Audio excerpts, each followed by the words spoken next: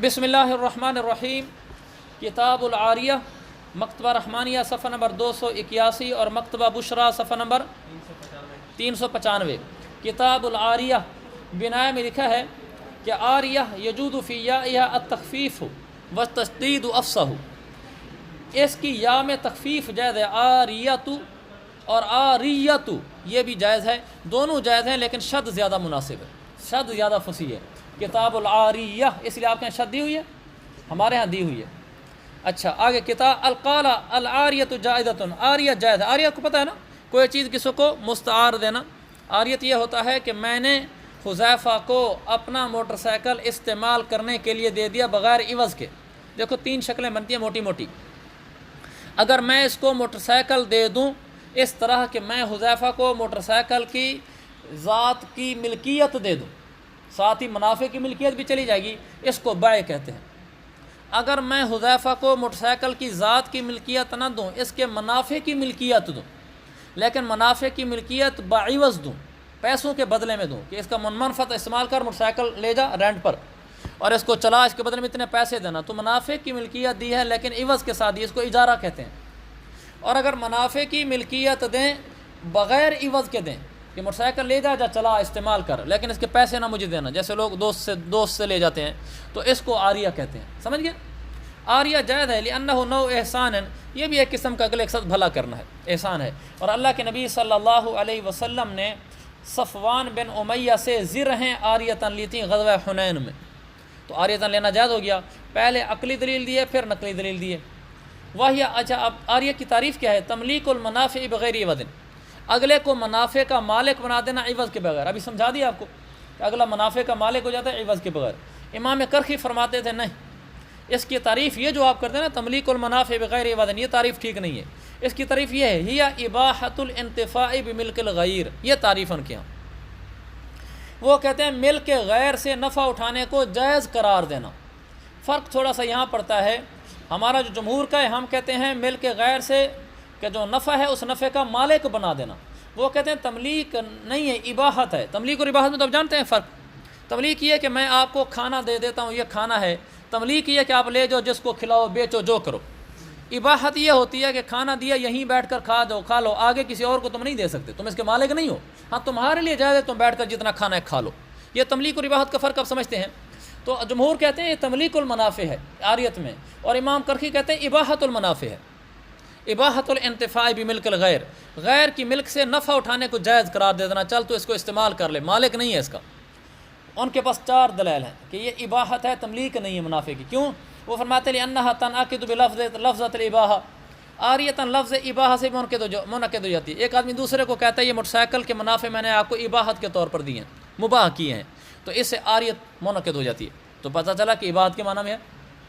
دوسرا ولا یشترط فیہ ضرب المدت، ضرب کا معنی بیان کرنا، اس میں مدت کا بیان کرنا شرط نہیں ہوتا عاریت کے اندر کہ بھی کتنی مدت کے لیے لے کر جا رہا ہے۔ وَمَعَ الْجَهَالَةِ لَا يَصِحُ التَّمْلِيكُ، حالانکہ جہالت کے ساتھ تو تملیک درست نہیں ہوتی۔ مکان کرایہ پر دیا، مکان عارض پر دیا، مکان اگر کرایہ پر دیا ہے تو مدت کا بیان کرنا ضروری ہوتا ہے۔ اجارے پر دیا اس میں تملیک منافع ہوتا ہے نا، اجارے میں تملیک منافع ہوتا ہے، تو وہاں مدت بیان کرنی پڑتی ہے۔ اگر مدت مجہول رکھی تو تملیک ہی درست نہیں ہوئی، اور یہاں پہ اگر مدت مجہول رکھ دو، اس کو کوئی چل یار میرا مکان استعمال کر لے، ویسے نا مدت نہ بیان کرو تو بھی ٹھیک ہے، تو پتہ چلا پھر یہ تملیک منافع نہ ہوا نا، تو آپ اس کو تملیک منافع کیوں کہتے ہیں؟ تو آگے وَكَذَلِكَ يَعْمَلُ فِيهِ النَّهْيُ، اسی طرح عاریت میں نہیں، فیہ کی ضمیر پھر عاریت کی طرف جائے گی، عاریت کے اندر نہیں کارگر ہوتی ہے، نہیں اپنا اثر دکھلاتی ہے، اور اجارہ میں نہیں اثر نہیں دکھلاتی، دونوں میں پھر فرق ہو گیا۔ نہیں کیسے اثر دکھلاتی اور اجارہ میں کیسے اثر نہیں دکھلاتی؟ دیکھو میں نے اس کو مکان عاریتاً دیا تو بھائی استعمال کر رہا ہے، میں نے نہیں کر دی، میں نے کبھی آج شام کے بعد سے آپ نے استعمال نہیں کرنا مکان، تو نہیں اثر کر جائے گی، وہ شام کے بعد استعمال نہیں کر سکتا، میں خود جا کے رہنا شروع کر دوں گا، میں نے عاریتاً دیا تھا، میں نے کون سا اس کو کرایہ پر دیا تھا۔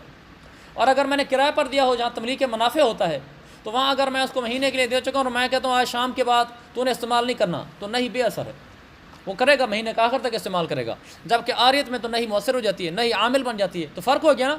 تو جب فرق بن رہا ہے ہر جگہ پر، تو پھر پتہ چل گیا کہ یہ تملیک منافع نہیں ہے، کیونکہ اجارہ تملیک منافع ہے، یہ تملیک منافع پر نہ ہوا۔ دوسرا چوتھی بات ولا یملک الاجارۃ من غیرہ، یہ آگے کسی اور کو یہ چیز اجارے پر نہیں دے سکتا. جس چیز کو اس نے عاریتاً لیا ہوا ہے آگے اجارے پر نہیں دے سکتا. اگر یہ مالک ہوتا منافع کا تو یہ آگے بھی اجارے پر دے دیتا. کہتے ہیں میں ان منفعت کا مالک ہوں، اب اس منفعت کا میں آپ کو مالک بناتا ہوں، چل تو نفع اٹھا کے مجھے پیسے دے دے.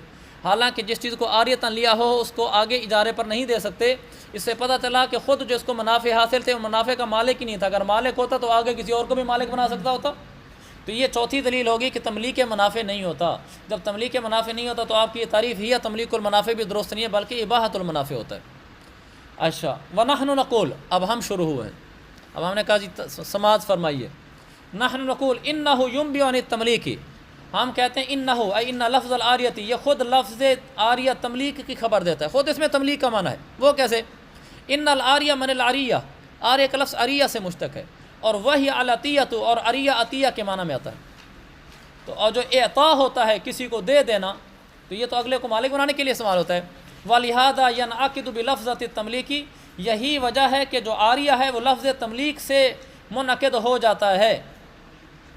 ایک آدمی نے کہا ملکتک منافع هذه الدار، میں نے آپ کو اس دار کے منافع کا مالک بنا دیا.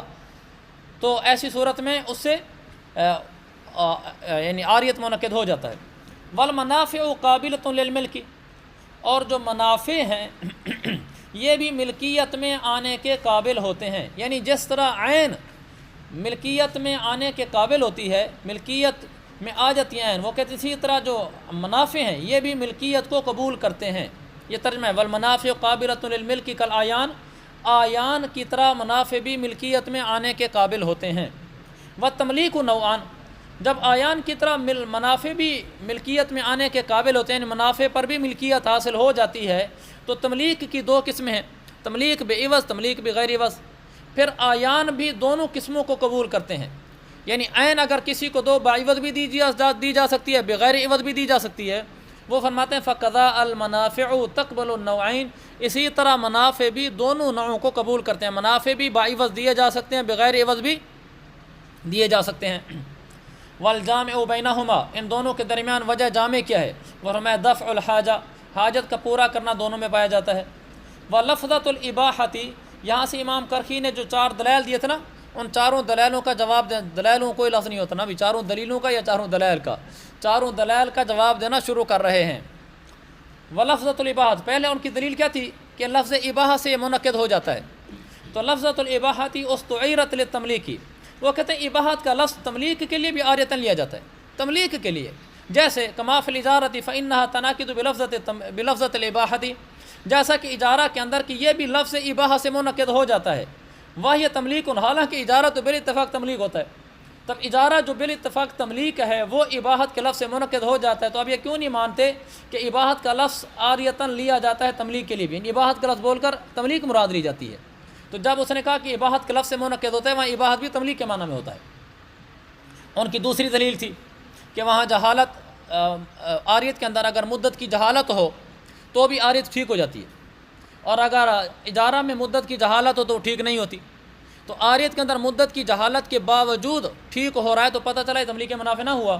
اس کا جواب دینے والجہالۃ لا تفضی الی المنازعہ لعدم اللزوم، اس کی وجہ یہ ہے کہ یہ جہالت مفضی الی النزاع نہیں ہے، کیونکہ عاریت کوئی لازمی عقد نہیں ہے.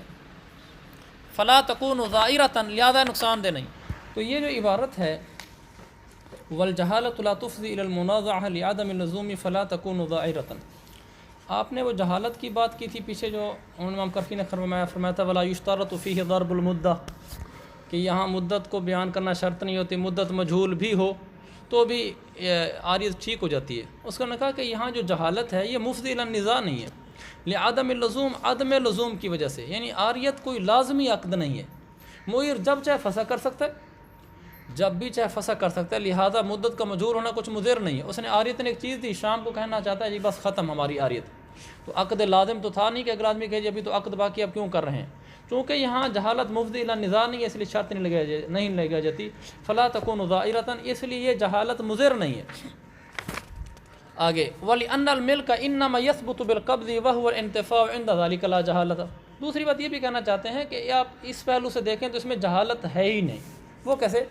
وَلِأَنَّ الْمِلْكَ إِنَّمَا يَثْبُتُ بِالْقَبْضِ، आरियत में मिल्क उसी वक्त साबित होती है जब कब्ज़ा हो जाए। इन्नमा यस्बतु बिलकब्ज़, आरियत में मिल्क उसी वक्त साबित होती है जब कब्ज़ा हो जाए।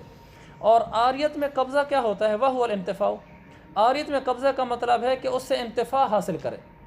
वला व इंदा ज़ालिका ला जहालता, और इंतिफ़ा के वक्त तो कोई जहालत नहीं होती। जब इंतिफ़ा हो रहा है गोया कि यही कब्ज़ा है और इस वक्त कोई जहालत नहीं। आगे था वन्नहयु मनअन अन तहसील, पीछे उन्होंने कहा था कि नहीं आमिल होती है आरियत में और वहाँ इजारा में आमिल नहीं होती। इसका जवाब दे रहे हैं वन्नहयु से, वन्नहयु मनअन अन तहसील फ़ला यतहस्सलुल मनाफ़िउ अला मिल्किही। इस बात को ज़रा मैंने अपने अल्फाज में लिख रखा है, आप इसको ज़रा सुन लें तो आपको बिल्कुल सही समझ आ जाएगा कि नहयुन मनअन वाली बात अला मिल्किही तक की जो इबारत है। खुलासा पहले आप जहन में रखें। उन्होंने कहा था कि नहीं इआरा में आमिल होती है और इजारा में आमिल नहीं होती, ज़्यादा फ़र्क हुआ। वो कहते हैं कि ये फ़र्क क्यों है? नहीं का मतलब और मुराद यहाँ ये है कि मुईर मुस्तईर को मुनाफे के हासिल करने से रोक देता है।